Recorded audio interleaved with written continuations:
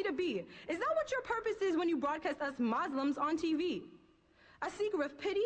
That I am not. So I ask you politely, please stop. Stop misinforming humanity about who and what I am, because a strong Muslim female is someone to be respected, not damned. The passionate outpourings of spoken word poet Sofia Baig, the 19-year-old Canadian Muslim, discovered the role of Islam in her life after the September 11th attacks. And early last year, she took her lifelong interest into public poetry and her words of tolerance and courage.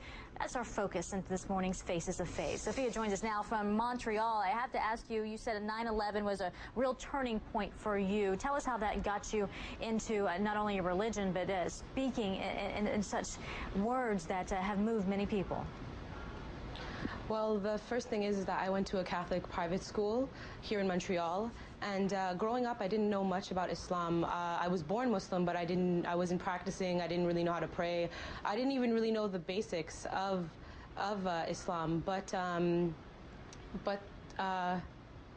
so I didn't know the basis of Islam. But then later on, when September 11th happened, it was a big turning point in my life, because throughout my whole life, I've been trying to search for something, and that was myself. I didn't really have a personality. I didn't really know who I was as an individual, and that had a factor because my father is Pakistani and my mother is Chinese and Spanish. So growing up, that was very hard for me. And the moment September 11th happened, it was as if the world already had labeled me as something, and something that I didn't even know that I was, and I didn't understand that.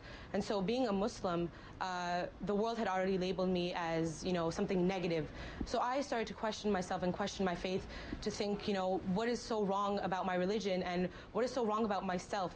And so I started studying Islam and reading upon it, and then that encouraged me to learn more about myself. Mm-hmm. And the moment I started getting into Islam, I really found who I was, and I found who Sofia Baig really was, basically. And one of your poems, it's called Jihad Within, and that's the title of it. But in this post-9/11 world, when you hear the word jihad, a lot of people raise their eyebrows. Tell to us about what this poem means.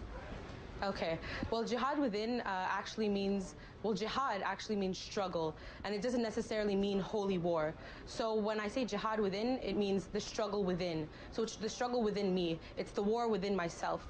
And when I had written that poem, I was going through a very hard time in my life, and so so my poetry is very cathartic. So I just wrote down whatever was coming to my mind and in my heart. And so that poem is basically an outcry of desperation, and it's an outcry to God, trying to tell him, please guide me, because right now I don't know where I am and I don't know where I stand, And so and I understand that word jihad is very stands out a lot, especially in these times, and that's the reason why I use that title, because at the same time I'm educating people to understand what jihad means. It's not something it doesn't necessarily mean holy war. Well, for a lot of Muslims, you, and your words have become such an inspiration. I want to know, though, just very quickly, within the community, those both inside and outside the Muslim community, what kind of feedback have you gotten? Honestly, I could say it's very positive. Within the Muslim community, I've been getting a lot of encouragement. There hasn't been anything really negative towards me. And I understand that I'm a woman, and sometimes people, will think, will she be told to be quiet or, be pushed aside? But really, I've been encouraged from all age groups and on all types of people.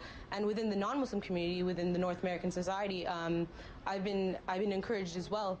And I've done some poetry shows where it hasn't been Muslim oriented. The crowd hasn't been Muslim oriented, and I've been getting very positive feedback from them. That is terrific. Well, it's very passionate, your words here, and you're a very strong woman, and we appreciate you coming on today to talk about not only your passion for poetry, but your religion as well. Thank you.